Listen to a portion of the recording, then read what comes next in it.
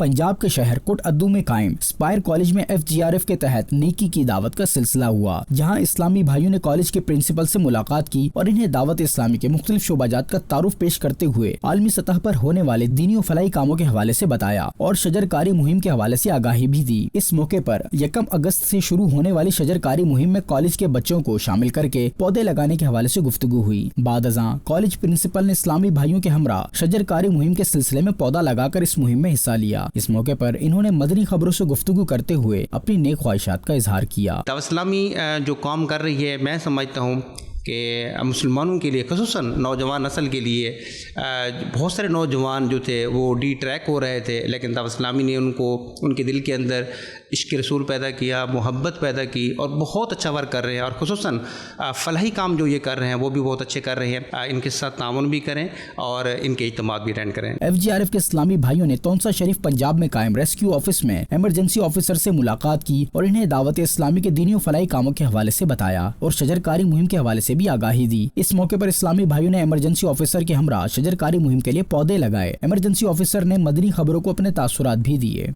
और जोश अंदाज में इनकी एफर्ट्स को अप्रिशिएट करता हूँ और जिस तरह से ग्रॉस रूट लेवल तक इनकी रसाई है उसको अप्रिशिएट करता हूँ। प्लांटेशन में तौंसा के अंदर दावत इस्लामी का बड़ा कंट्रीब्यूशन रहा है हमारे साथ। हमने बहुत सी जगहों पे प्लांटेशंस की हैं, तो मैं अगेन मशकूर हूँ कि वो मेरे पास तशरीफ़ लाए हैं।